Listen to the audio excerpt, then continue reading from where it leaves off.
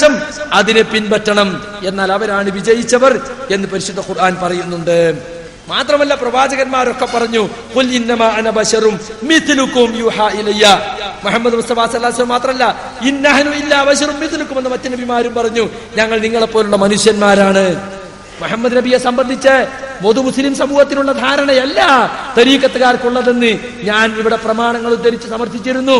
എന്നാൽ ഞങ്ങളുടെ ധാരണയാണ് പ്രമാണങ്ങൾ കൊണ്ട് ശരിയെന്ന് സമർത്ഥിക്കാൻ ഫദ്ലുല്ലാഹ് ഫൈസിക്ക് സാധിച്ചിട്ടില്ല. ഞങ്ങൾ നിങ്ങളെപ്പോലുള്ള മനുഷ്യന്മാരാണെന്ന് പറഞ്ഞു നിർത്തിയില്ല.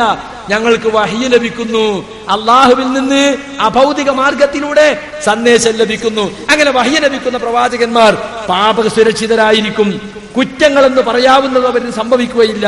മറ്റുള്ളവർക്ക് മാതൃകയായിരിക്കും. മാത്രമല്ല അവരിലൂടെ അവർ നബിമാരാണെന്ന് തെളിയിക്കുന്ന ചില അസാധാരണ സംഭവങ്ങൾ അല്ലാഹു സുബ്ഹാനഹു വ തആല അവരിലൂടെ പ്രത്യക്ഷപ്പെടുത്തും. കണ്ടോ, അതിനാണ് മുഅ്ജിസത്ത്, ആയത്ത് എന്നൊക്കെ ഖുർആൻ പറയുന്നത്, സുൽത്താൻ എന്ന് പറയുന്നത്.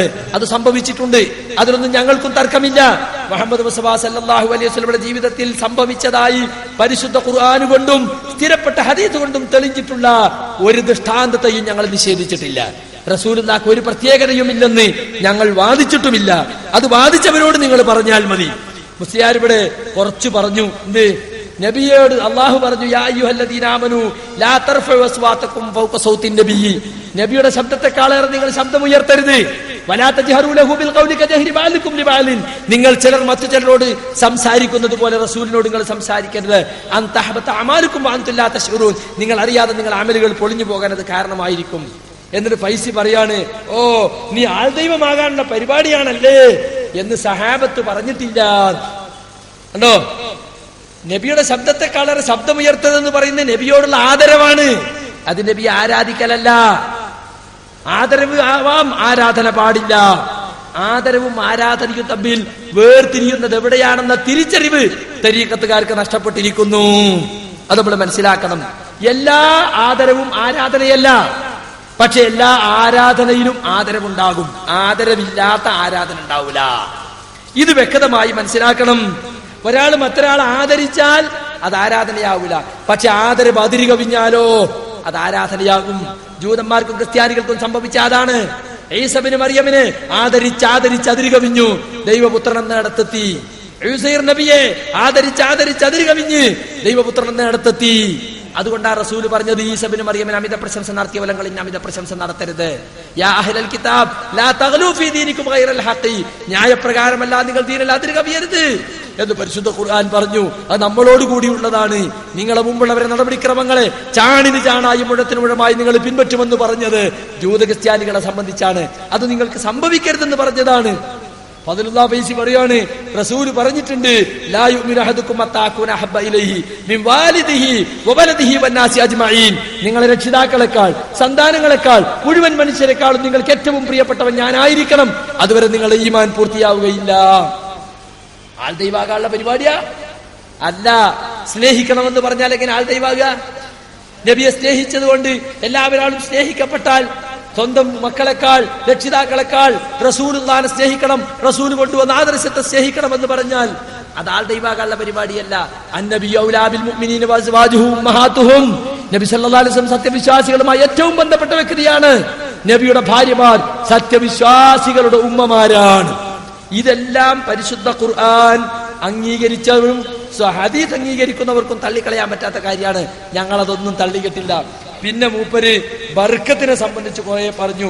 റസൂലുള്ളാഹിന്റെ സഹാബികള് റസൂലുള്ളാഹിന്റെ മുടി ബർക്കത്തിന് വേണ്ടി സൂക്ഷിച്ചു വെച്ചിരുന്നു. മുടി എടുത്തപ്പോൾ സഹാബത്തിനിടയിൽ വിതരണം ചെയ്തിരുന്നു. അതുപോലെ തന്നെ ഉമ്മു സുലൈം വിയർപ്പ് കുപ്പിയിലാക്കിയിരുന്നു. അപ്പൊ നബി പറഞ്ഞു, നീ ചെയ്ത് ശരിയാണ്. ഇങ്ങനെ കുറെ തബറുക്കിന്റെ ഹദീസുകൾ എടുത്ത് ഉദ്ധരിച്ചു. അത് വിഷയം തെറ്റിക്കാൻ വേണ്ടി മൂപ്പര് പറയാ, തബറുക്കിന്റെ കാര്യത്തിൽ നമ്മളും കൊണ്ട് തമ്മിലുള്ള തർക്കം എന്താണെന്നറിയോ? തബറുക്ക് റസൂലുള്ളാഹിന്റെ ആസാറുകളെ കൊണ്ട് മാത്രമേ പാടുള്ളൂ, റസൂലുള്ളാഹിന്റെ അവശിഷ്ടങ്ങളെ കൊണ്ട് മാത്രമേ പാടുള്ളൂ. പക്ഷേ ഇന്ന് ലോകത്തെവിടെയും റസൂലുള്ളാഹിന്റെതെന്ന് കട്ടായമായി പറയാവുന്ന ഒരവശിഷ്ടവും ബാക്കിയിരിക്കുന്നില്ല. ഇവിടെ മുടി പ്രദർശനം എല്ലാ വിഭാഗക്കാരും നടത്തിക്കൊണ്ടിരിക്കുന്നുണ്ട്, അല്ലേ? റസൂലുള്ളാഹിന്റെ മുടിയെന്നും പറഞ്ഞിട്ട് അതിട്ട വെള്ളമെന്ന് പറഞ്ഞിട്ട് കാശുണ്ടാക്കുന്നുണ്ട്. പക്ഷെ ഇത് റസൂലുള്ളാഹിയിൽ നിന്ന് ഈ 14 നൂറ്റാണ്ട് പിന്നിട്ട സമുദായത്തിൽ ഇന്ന സഹാബിക്ക് കിട്ടി, ആ സഹാബി നിന്ന താബിക്ക് കിട്ടി, ആ താബി ഇന്ന താബിക്ക് കിട്ടി എന്ന് പറഞ്ഞ് ഇതുവരെ വിശ്വസ്തന്മാരുടെ കൈമാറിയ ഒരു സനദ് ഉദ്ധരിക്കാൻ ആർക്കെങ്കിലും സാധിച്ചിട്ടുണ്ടോ? തരീഖത്തുകാർക്ക് ആർക്കെങ്കിലും സാധിച്ചിട്ടുണ്ടോ? മുടി പ്രദർശനവുമായി നടക്കുന്ന മറ്റു ഖുബൂരികൾക്ക് സാധിച്ചിട്ടുണ്ടോ? സാധിച്ചിട്ടില്ല എന്നതാണ് വാസ്തവം. ടോപ്പ് കാപ്പി മ്യൂസിയത്തിലില്ലേ തുർക്കിയിൽ, അവിടെ പലതുമുണ്ട്. തുർക്കി തന്നെ വ്യാജമാണ്, തുർക്കിയിലെ ഇസ്ലാമും വ്യാജമാണെന്ന് ഇപ്പോൾ ലോകം തിരിച്ചറിഞ്ഞുകൊണ്ടിരിക്കുകയാണ്. ആഥാറുൻ നബവിയെ സംബന്ധിച്ച് പഠനം നടത്തിയ ഒരാൾക്കും തെളിയിക്കാൻ സാധിച്ചിട്ടില്ല. ഇന്ന് ലോകത്തിന്റെ വിവിധ ഭാഗങ്ങളിൽ കാണപ്പെടുന്ന റസൂലിന്റെ അവശിഷ്ടങ്ങൾ എന്ന് പറയുന്നത് റസൂലിന്റേത് തന്നെയാണ് എന്നതിന് തെളിവില്ല. അപ്പൊ പിന്നെ സഹാബത്ത് വേറെ ആരുടെയെങ്കിലും ആധാറുകളെ കൊണ്ട് ബർക്കത്തെടുത്തോ? റസൂൽ കഴിഞ്ഞാൽ ഈ സമുദായത്തിലെ ഏറ്റവും ഉത്തമൻ അബൂബക്കർ സിദ്ദീഖ് റളിയല്ലാഹു അൻഹു, പിന്നെ ഉമർ അൽ ഫാറൂഖ്, പിന്നെ ഉസ്മാൻ ബിൻ അഫ്ഫാൻ, പിന്നെ അലി ബിൻ അബി താലിബ്, പിന്നെ ബാക്കിയുള്ള അശറത്തുൽ മുബശ്ശരീനിൽപ്പെട്ട ബാക്കി 6 ആളുകൾ. ഇവർ ആരുടെയെങ്കിലും അഥറുകളെ കൊണ്ട് അള്ളാന്റെ റസൂൽ ബർക്കത്തെടുത്ത ഒരു ഹദീസ് നിങ്ങൾക്ക് തെളിയിക്കാൻ സാധിക്കോ? അല്ല, സഹാബത്ത് ബർക്കത്തെടുത്തത് ഇല്ല. എന്തുകൊണ്ട്? അത് റസൂലുള്ളാഹിന്റെ മാത്രം ഖുസൂസിയത്താണെന്ന് സഹാബത്ത് മനസ്സിലാക്കി. സഹാബത്തിന്റെ ഇജ്മാഅാണത്. അബൂബക്കർ സിദ്ദീഖിന്റെ മുടി എടുത്തു വെച്ചോ, ഉമർ അൽ ഫാറൂഖിന്റെ വേർപ്പെടുത്തു വെച്ചോ? എന്തേ? റസൂലുള്ളാഹിന്റെ ശരീരത്തിനും പ്രത്യേകതയുണ്ട്, റസൂലുള്ളാഹിന്റെ അവശിഷ്ടങ്ങൾക്ക് പ്രത്യേകതയുണ്ട്, നബിയുടെ കുപ്പായത്തിന് പ്രത്യേകതയുണ്ട്. പക്ഷെ അതൊന്നും ലോകത്ത് കിട്ടാനില്ലാത്ത സാധനം എന്തിനാ പിന്നെ ഊതി വീർപ്പിക്കുന്നത്? റസൂലുള്ളാഹിക്ക് പല പ്രത്യേകതയുമുണ്ട് എന്ന് പറഞ്ഞിട്ട് റസൂലുള്ളാഹിനെ പോലെ തന്നെയല്ലേ റസൂലുള്ളാഹിന്റെ കുടുംബത്തിൽ പിറന്ന അഹ്ലു ബൈത്ത്, റസൂലുള്ളാഹിനെ പോലെ തന്നെയല്ലേ റസൂലുള്ളാഹിന്റെ ദീനിനെ പ്രചരിപ്പിക്കുന്ന ഉലമാക്കള്, റസൂലുള്ളാഹിന്റെ ദീനിനെ നിലനിർത്തുന്ന ശൈഖന്മാര്. അപ്പൊ അതുകൊണ്ട് അവരവശിഷ്ടങ്ങളും നമുക്ക് അതുപോലെ എടുത്തു വെക്കാം എന്ന് വാദിക്കാനാണ് ഫൈസി നിങ്ങളും നിങ്ങൾ അനുയായികളും ഈ തബറുക്കിന്റെ ഹദീസുകൾ കെട്ടിവലിച്ചു കൊണ്ടുവരുന്നത്. പക്ഷേ ഞങ്ങൾ ഉള്ളിടത്തോളം കാലം ഞങ്ങൾക്ക് അത് അനുവദിക്കൂല. ശൈഖന്മാരെ കാഷ്ടവും ശൈഖന്മാരെ മൂത്രവും ശൈഖന്മാരെ വിയർപ്പും ഒക്കെ ആളുകൾ ഇങ്ങനെ കസ്തൂരി പോലെ, അതുമല്ലെങ്കിൽ അത്തർ പോലെ, ഹെയർ ഓയിൽ പോലെ, ഷാമ്പു പോലെ കൊണ്ടു നടക്കണമെന്ന് നിങ്ങൾക്ക് ആഗ്രഹമുണ്ടാകും. അതിനുവേണ്ടി നിങ്ങൾ തബറുക്കിന്റെ ഹദീസുകളെ വലിച്ചു നീട്ടും. പക്ഷേ സാധ്യമല്ല. അത് റസൂലുള്ളാഹിക്ക് മാത്രം പ്രത്യേകമായതാണ്. റസൂലുള്ളാഹിക്ക് കുറെ പ്രത്യേകതകളുണ്ട്. 4 കല്യാണം കഴിക്കാൻ അത് റസൂലുള്ളാഹിക്ക് മാത്രമുള്ളതാണ്. ഒരു പെണ്ണ് വന്നിട്ട് നബിയേ ഞാൻ എന്നെ നിങ്ങൾക്ക് തന്നിരിക്കുന്നു, ദാനം ചെയ്തിരിക്കുന്നു എന്ന് പറഞ്ഞാൽ അവളെ നിക്കാഹ് ചെയ്യാതെ തന്നെ സ്വീകരിക്കാൻ റസൂലുള്ളാഹിയുടെ മാത്രം പ്രത്യേകതയാണ്.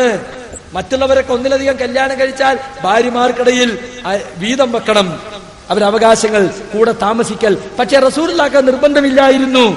എല്ലാ ഭാര്യമാരടുത്തും കൃത്യമായി താമസിക്കൽ റസൂലുള്ളാഹിക്ക് നിർബന്ധമില്ലായിരുന്നു. ഇങ്ങനെ റസൂലുള്ളാഹിക്ക് മാത്രമുള്ള കുറെ പ്രത്യേകതകളുണ്ട്. അതിൽപ്പെട്ടൊരു പ്രത്യേകതയാണ് റസൂലുള്ളാഹിന്റെ ആധാറുകൾക്ക് പ്രത്യേകതയുണ്ട് എന്നത്. അത് സഹാബത്ത് അങ്ങനെ മനസ്സിലാക്കിയത്. അവർ ഒരാളുടേതും റസൂലല്ലാത്ത ഒരാളുടെയും ഒരു